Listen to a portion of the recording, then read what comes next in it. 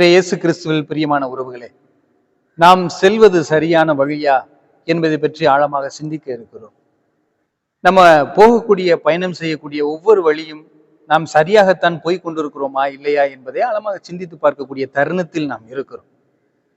என்னுடைய வழியானது ஏன் இவ்வளவு வலிகளை கொடுக்கிறது, வாழ்க்கையிலே ஏமாற்றத்தை கொடுக்கிறது, வாழ்க்கையிலே துன்பத்தை கொடுக்கிறது என்றால் நம்முடைய வழிகள் சரியில்லை என்பதுதான் பொருள். வழிகள் சரியாக இருந்தால் வாழ்வில் வழிகள் இருக்காது, மனதில் வலி இருக்காது. எனவே நாம் வழிகளை சரியாக கண்டறிய வேண்டும் என்பதுதான் பொருள். நீரை போல நாம் இருக்க வேண்டும் என்று சொல்லுவார்கள். ஏனென்றால் நீரை பார்த்தோம் என்றால் அதற்கான வழியை அது தேர்ந்தெடுக்கும். இப்ப நம்ம செல்லக்கூடிய வழி சரியானதா என்று சற்று ஆழமாக சிந்தித்து பார்க்கக்கூடிய தருணத்தில் இருக்கணும்னு சொன்னேன். அது ஏன்னு சொல்றேன்னா, தண்ணீர்கள் இன்று பார்த்தோம் அப்படின்னா வெள்ளப்பெருக்கு ஏற்பட்டு விட்டதுன்னு சொல்றோம். தண்ணீர் உள்ள வந்தா வெள்ளப்பெருக்குன்னு சொல்றோம். இப்ப அதே தண்ணிகள் நம்மை பார்த்து கேட்கின்றன, வீடுகள் எங்க வீட்டுக்குள்ள வந்துருச்சு, இதை நாங்க என்னன்னு சொல்லுவோம். இப்ப தண்ணீர்கள் தங்கக்கூடிய அந்த பகுதியில் அதை குளங்களை எல்லாம் அழித்து விட்டு வீடுகளை பெருக்கி கொண்டாயாச்சு. அப்ப தண்ணீர்கள் எல்லாம் சேர்ந்து நம்மை பார்த்து என்ன சொல்லும்?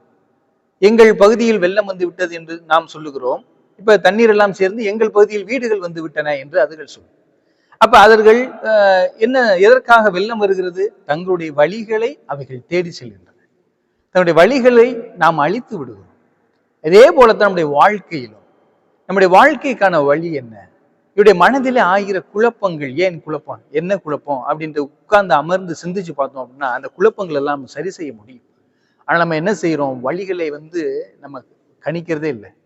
சும்மா ஒரு பார்வையற்ற ஒரு நபரை உட்கார்ந்து இன்னைக்கு நான் எந்த இடத்துக்கு போகணும், எந்த இடத்துல நம்ம ஊதுபத்தி வைக்கணும் அப்படின்னு முதற்கொண்டு அவர் சிந்திச்சு தன்னுடைய வழியை ஆயத்தப்படுத்துவார்.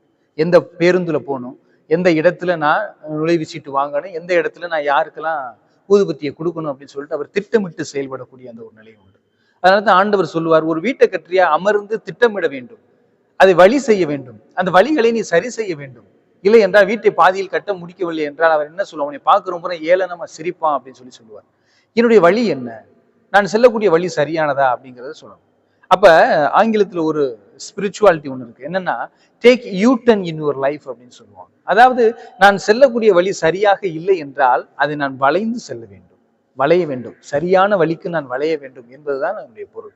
இப்ப நான் உதாரணத்துக்கு சொல்றேன் அப்படின்னா, ஏதோ ஒரு பக்கம் நான் போறேன், ஆனா நான் போக வேண்டிய பக்கம் திருச்சி அப்படின்னா, நான் இங்கிட்டு தூத்துக்குடி பக்கம் போறேன் அப்படின்னா நான் என்ன பண்ணணும் அப்படின்னா, இது தவறான வழின்னு தெரிஞ்சதுக்கு அப்புறம் நான் என்ன பண்ணேன், யூ டர்ன் போட்டணும். அதாவது வளையன், சரியான வழியை நோக்கி நான் செல்லணும். அதே மாதிரி நம்முடைய வாழ்க்கையில் இந்த தவக்காலம் என்பது 40 நாள் எதற்கு அப்படி குறித்து சொல்லப்படுகிறது? 40 நாள்ல நம்ம சரியான வழிகளை கண்டறிந்து செயல்பட வேண்டும். என்னுடைய வழி என்ன? நான் இயேசுவை நோக்கி செல்கிறேனா இல்லை இந்த உலகத்தை நோக்கியே செல்கிறேனா என்பதை நாம் ஆழமாக சிந்தித்து பார்க்க வேண்டும்.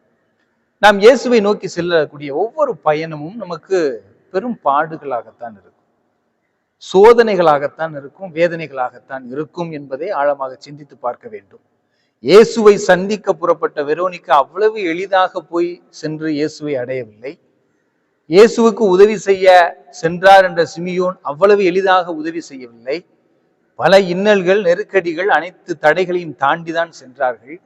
இயேசுனுடைய கல்வாரி பயணம் பார்த்தோம் என்றால் இனிமையான பஞ்சுமெத்தை போட்டு அமைத்து அவரை அழைத்து செல்லவில்லை. மாறாக சிலுவையை சுமத்தி, சாட்டையால் அடித்து, முள்முடிகளை சுமத்தி, ஆடைகளை கிழித்து, மும்முறை கீழே விழுந்து அவர் எழுந்து அதற்கப்புறம் போய் இலக்கை அடைகிறார். இன்னைக்கு நான் என்னுடைய வழிகள் தூய்மையாக இருக்க வேண்டும், ஒரு கஷ்டமும் இருக்கக்கூடாது அப்படின்னா நம்ம செல்லக்கூடிய வழியில் ஏதோ பெரிய ஆபத்து இருக்கிறது என்பது பொருள். என்னுடைய வழிகளை நான் எப்படி பார்க்கிறேன்? என்னுடைய விழிகள் தெளிவாக இருந்தால் என்னுடைய வழிகள் தெளிவாக இருக்கும். என் விழிகள் தவறாக இருந்தால் என் வழிகளும் தவறாகத்தான் இருக்கும் என்பதுதான் இந்த பழமொழியாக நாம் எடுத்துக்கொள்ள வேண்டும். அப்ப நான் என்ன செய்ய வேண்டும்? என்னுடைய வழியை நான் திட்டமிட வேண்டும். இன்னைக்கு நான் யார்கிட்ட நான் பேச போறேன் அப்படிங்கிறது ஒரு வழிதான். நான் என்ன பேச போறேன் அப்படிங்கிறது ஒரு வழிதான். நம்ம பேசிய வார்த்தைகள், நம்ம வார்த்தையை பத்தி நம்ம சொல்லும்போது என்ன சொல்லணும் அப்படின்னா, பேசுற வரைக்கும் தான் அந்த வார்த்தைக்கு நம்ம சொந்தக்காரன், பேசிட்டோம் அப்படின்னா அந்த வார்த்தைக்கு நம்ம சொந்தக்காரன். எனவே பேசுவதற்கு முன்பாகவே நாம் ஆழமாக சிந்தித்து நம்முடைய வழியை தெளிவுபடுத்த வேண்டும். பேசிய பிறகு அந்த வார்த்தைக்கு தான் நம்ம சொந்தக்காரனாவே மாறுவோமே ஒழிய வார்த்தைக்கு நம்ம அடிமையாக மாறிவிடுவோம். பேசுவதற்கு முன்பாக நம்ம சிந்திக்கிறோம், அது வரைக்கும் அது நம்மளுடைய கட்டுப்பாட்டில் இருக்கும். பேசிவிட்டோம் என்றால் அதனுடைய கட்டுப்பாட்டிற்கு நாம் இயங்க வேண்டும் என்பதுதான் பொருள்படுகிறது. எனவே நாம் சற்று வழிகளை அறிந்து கொள்வோம். என் வழி என்ன? ஆண்டவர் இயேசு சென்ற அந்த கல்வாரி வழிகள் ஒவ்வொன்றுமே முட்களும் கற்களும் நிறைந்ததுதான். அவருக்கு ஏற்பட்ட அந்த வழிகள் ஒவ்வொன்றும் பெரிய பாடுகள் தான். அதனால்தான் பாத்தீங்கன்னா பலர் சொல்றாங்க, என் வாழ்க்கையில ஏன் இவ்வளவு கஷ்டம், இவ்வளவு கஷ்டம், எனக்கு மட்டும் ஏன் இவ்வளவு கஷ்டம், எனக்கு மட்டும் ஏன் கடவுள் இவ்வளவு கஷ்டத்தை கொடுக்கிறார் அப்படின்னு இன்னைக்கு பல பேர் சொல்றாங்க. ஆனால் ஆண்டவர் பாருங்க, இந்த உலகத்திலே பாவமே இல்லாத ஒரு மனிதரை படைத்தார். அவர் ஆண்டவர் இயேசு கிறிஸ்து. எல்லாருக்குமே தெரியும், பாவத்தை தவிர மற்ற அனைத்திலும் நம்மை போலே வாழ்ந்தவர் என்று சொல்லுகிறோம். ஆனால் கவனியுங்கள், பாவமே இல்லாத ஒரு மனிதரை படைக்க தெரிந்த கடவுளுக்கு துன்பமே இல்லாத ஒரு மனிதரையும் படைக்க தெரியவில்லை, படைக்க முடியவும் இல்லை. இயேசு கிறிஸ்துவும் பாவம் இல்லாமல் இருந்தவர் தான், ஆனால் துன்பம் இல்லாமல் இருந்தவர் அல்ல. எனவே துன்பம் என்பது நாம் கடவுளை அடையக்கூடிய ஒரு வழி. அந்த வழியை நாம் ஆயத்தமாக எடுத்து செல்ல வேண்டும். கோலியாத்தை வீழ்த்துவதற்கு தாவீது எடுத்து சென்ற ஆயுதம் என்ன? நம்ம உடனே சொல்லுவோம், கவனியும் 5 கல்லும் அப்படின்னு சொல்லிட்டு. அவர் முதலாக எடுத்த ஆயுதம் ஆண்டவர். என் படைகளின் ஆண்டவர் என்னோடு இருக்கிறார், எனக்கு எதுக்கு இந்த ஆயுதம் என்று சொல்லிவிட்டு தனக்கு தெரிந்த ஆயுதத்தை வைத்து எடுத்து செல்கிறார். ஆனால் நாம் இன்று வாழ்க்கையில் நமக்கு தெரியாத ஆயுதங்களை எடுத்துக்கொள்கிறோம், தெரியாத ஆசைகளை எடுத்துக்கொள்கிறோம். ஏகப்பட்ட ஆசைகள், கனவுகள், பெரிய பெரிய கனவுகள். விரலுக்கு ஏத்ததுதான் வீக்கம்னு சொல்லுவாங்க.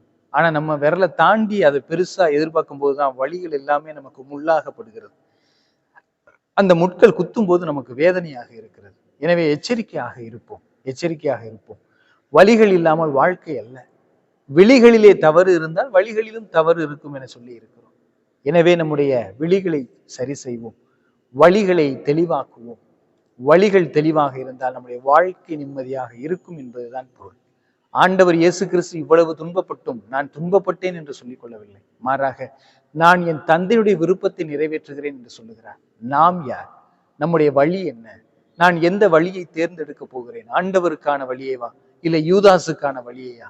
யூதாசுக்கான வழி என்னவென்று நம் அனைவருக்குமே தெரியும். ஆண்டவருக்கான வழி என்ன என்பதும் நமக்கு தெரியும். ஆனால் நாம் எந்த வழியை தேர்ந்தெடுக்க போகிறோம் என்பதுதான் இப்பொழுது நாம் தெரியாமல் விழித்துக் கொண்டிருக்கக்கூடிய தருணம். எனவே சற்று இந்த 40 நாட்களிலே நாம் விழித்துக் கொள்வோம், நம்முடைய வழியை நாமே தேர்வு செய்து கொள்வோம். ஆமென்.